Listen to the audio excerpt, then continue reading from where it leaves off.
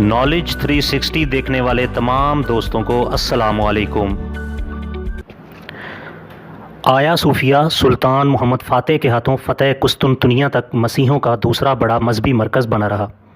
तकरीबन 5वीं सदी ईस्वी से मसीही दुनिया दो बड़ी सल्तनतों में तकसीम हो गई थी। एक सल्तनत मशरिक़ में थी जिसका पाया तख्त कुस्तुनतुनिया था और इसमें बल्कान, यूनान, एशियाई कूचक, शाम, मिस्र और हबशा वगैरह के इलाके शामिल थे और वहाँ का सबसे बड़ा मजहबी पेशवा बतरीक कहलाता था। और दूसरी बड़ी सल्तनत मगरिब में थी जिसका मरकज़ रूम, इटली था। यूरोप का बेशतर इलाका इसी के ज़ेर नगीं था और यहाँ का मजहबी पेशवा पोप या पापा कहलाता था। इन दोनों सल्तनतों में हमेशा सियासी इख्तलाफात के अलावा मजहबी और फ़िरका वाराना इख्तलाफात जारी रहे।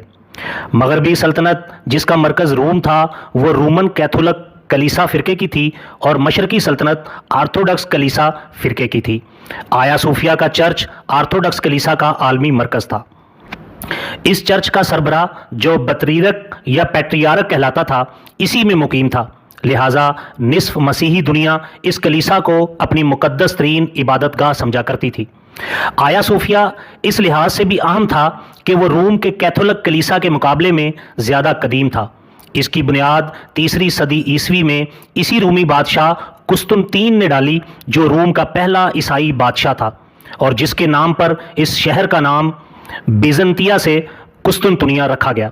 तकरीबन 1000 साल तक ये इमारत और कलीसा पूरे आलम ईसाइयत के मजहबी और रूहानी मरकज़ के तौर पर इस्तेमाल होती रही। मसीहियों का अकीदा बन चुका था कि ये कलीसा कभी इनके कब्ज़े से नहीं निकलेगा।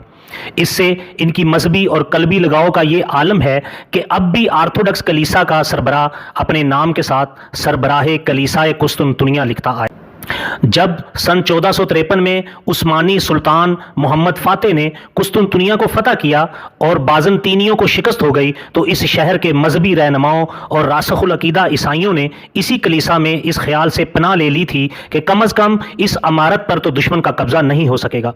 मशहूर अंग्रेज़ मुअर्रिख़ इसकी मंजरकशी करते हुए लिखता है, गिरजा की तमाम ज़मीनी और बालाई गैलरियाँ पापों, शोहरों, औरतों, बच्चों, पादरियों, राहबों और कवारी नन्नों की भीड़ से भर गई थी। कलीसा के दरवाज़ों के अंदर इतना हजूम था कि इनमें दाखिला मुमकिन ना रहा। ये सब लोग इस मुक़द्दस गुंबद के साए में तहफ़्फ़ुज़ तलाश कर रहे थे जिसे वो ज़माना दराज से एक मुक़द्दस इमारत समझते आए थे। ये सब एक इफ्तरा परवाज़ अल्हाम की वजह से था जिसमें यह झूठी बिशारत थी कि जब तुर्क दुश्मन इस सतून कुस्तुनतीन सतून के करीब पहुंच जाएंगे तो आसमान से एक फरिश्ता हाथ में तलवार लिए नाजिल होगा और इस आसमानी हथियार के ज़रिए सल्तनत एक ऐसे गरीब आदमी के हवाले कर देगा जो इस वक्त इस सतून के पास बैठा होगा। लेकिन तुर्क उस्मानी फौज इस सतून से भी आगे बढ़कर सूफिया कलीसा के दरवाजे तक पहुंच गई। ना कोई फरिश्ता आसमान से नाजिल हुआ और ना रोमियों की शिकस्त फतह में तब्दील हुई। कलीसा में जमा ईसाइयों का हजूम आखिर वक्त तक किसी गैबी इमदाद का मुंतज़िर रहा। बिलाखिर सुल्तान मोहम्मद फ़ातेह अंदर दाखिल हो गए और सबके जान, माल और मजहबी आज़ादी की ज़मानत दी।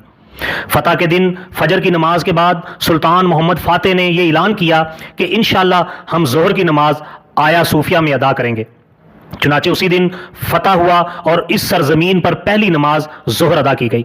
इसके बाद पहला जुम्मा भी इसी में पढ़ाया गया और इस बड़े चर्च के साथ जो तोहमात और बातिल अकीदे वाबस्ता थे उन्हें भी ख़त्म करना था। अलावाज़ी सबसे अहम वजह यह थी आया सूफिया चर्च सिर्फ मजहबी रसूमात की इबादतगाह नहीं बल्कि वो एक सियासी और अस्करी मरकज़ भी था। मसीही जंगों के मनसूबाजात वहीं तश्कील पाते थे और वहाँ से पोपों के ज़रिए मसीही हुक्मरानों और बादशाहों को मुत्तहद किया जाता था। उन्हें सब वजूहात की बिना पर सुल्तान मोहम्मद फ़ातेह ने इस चर्च को मस्जिद में तब्दील करने का इरादा किया। चुनाचे उसे माल के ज़रिए ख़रीदा गया।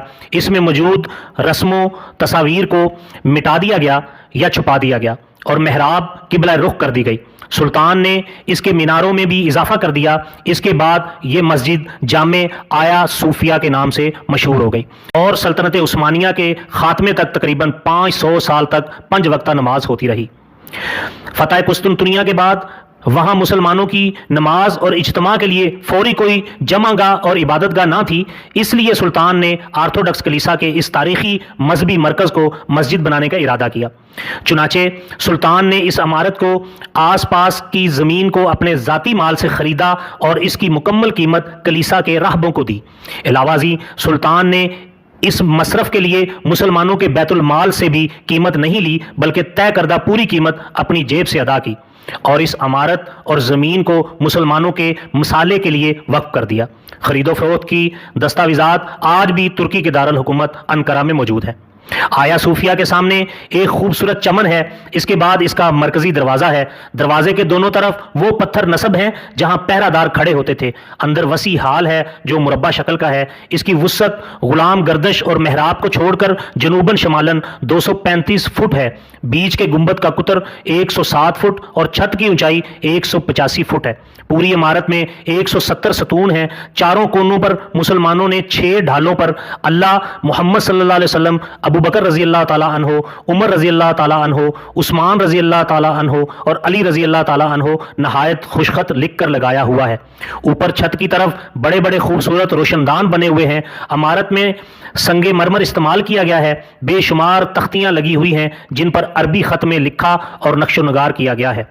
آیا صوفیہ کی عمارت فتح قسطنطنیہ کے بعد سے 481 سال تک مسجد اور مسلمانوں کی عبادت گاہ رہی، لیکن سلطنت عثمانیہ کے خاتمے کے بعد جب مصطفیٰ کمال اتا ترک ترکی کا سربراہ بنا تو اس نے مسجد میں نماز بند کر کے اسے عجائب گھر بنا دیا۔ جولائی سن 2020 میں اسے دوبارہ سن 1935 سے قبل والی حیثیت دے دی گئی۔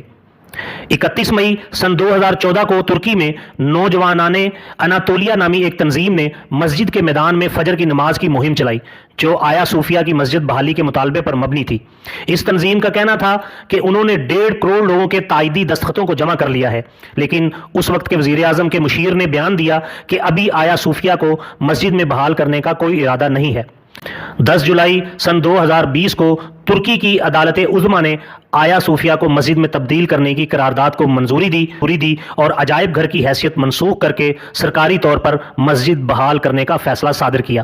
بعد ازاں ترکی کے صدر رجب طیب اردوغان نے آیا صوفیہ کی مسجد بحالی کے فیصلے پر دستخط کر دیے۔